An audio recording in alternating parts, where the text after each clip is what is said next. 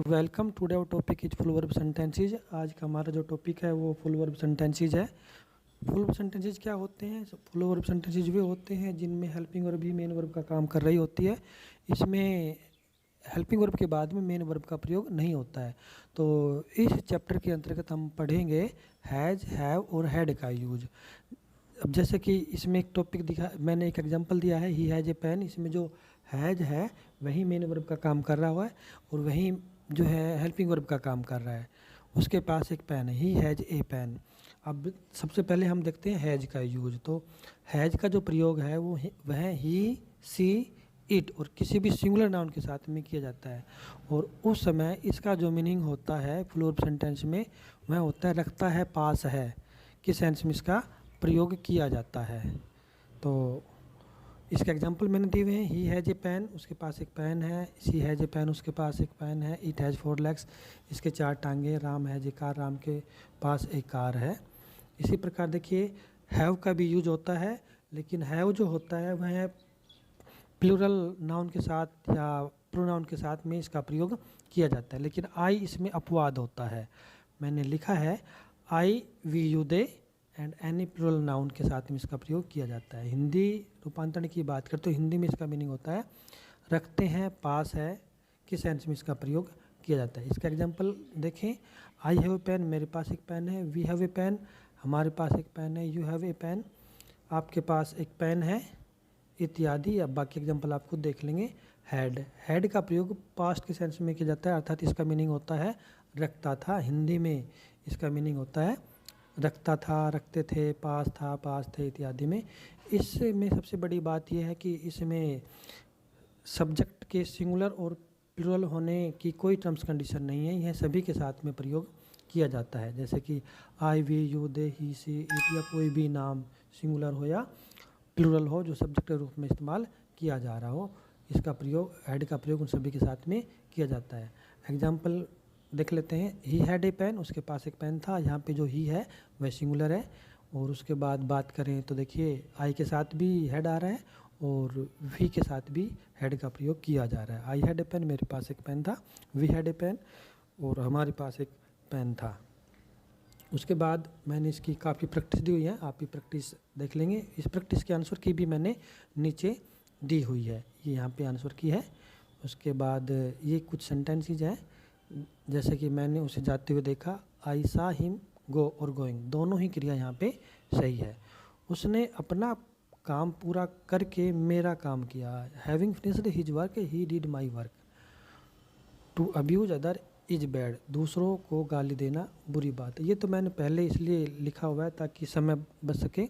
आप जानते ही हैं कि वीडियो बनाते समय अगर टाइपिंग की जाएगी तो वीडियो कितनी लंबी हो जाएगी, इसलिए मैंने पहले लिखा हुआ है।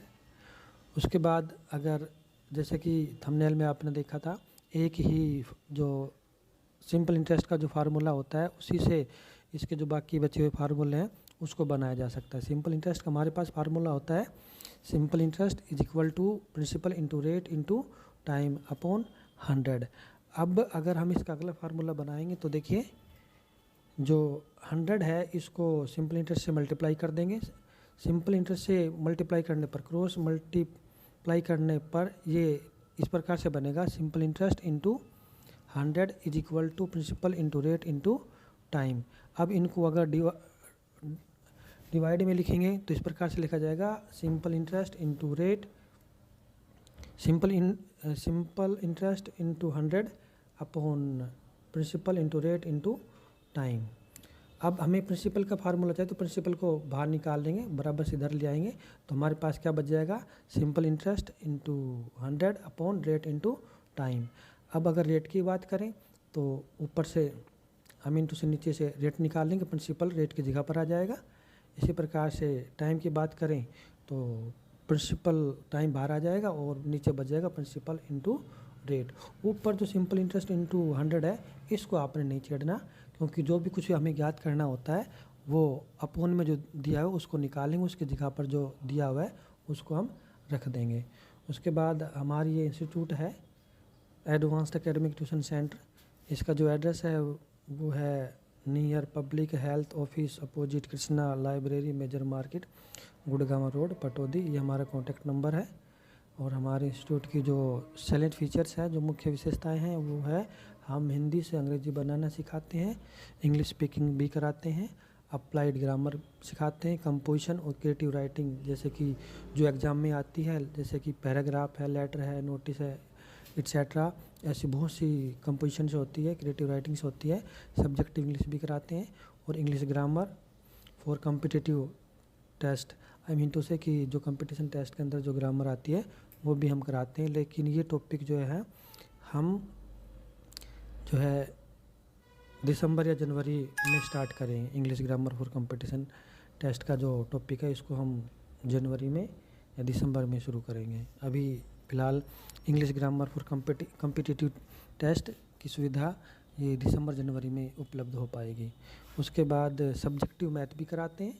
सब्जेक्टिव मैथ से मतलब है जैसे कि आपके क्लास का मैथ, जैसे आप कोई 7वीं पढ़ता है, कोई 10वीं पढ़ता है, तो वो सभी हम क्लास के मैथ भी कराते हैं, सब्जेक्टिव मैथ भी कराते हैं। और प्राइमरी मिडिल क्लास का जो मैथ फॉर वीक स्टूडेंट, इसका मतलब ये है कि कोई बच्चा अगर 8वीं क्लास में है, उसको जो है प्राइमरी का या 8वीं क्लास से जो पहले का जो मैथ है अगर वो नहीं आता हो, तो उसका हमें अपना एक कोर्स बना रखा है। वो कोर्स कराने के बाद में उसको अपनी जो जिस भी स्टैंडर्ड में पढ़ता है उस स्टैंडर्ड का मैथ उसे समझ में आने लगेगा, ये पहले का मैथ का कोर्स फिनिश करने के बाद में। अगर फ़ीस की बात करें तो हमारी जो फ़ीस है वो बिल्कुल नॉर्मल और नेगोशिएबल है। तो ये हमारे पढ़ाने का तरीका था और ये हमारे इंस्टीट्यूट की जो मेन विशेषताएं थी। Thanks for watching.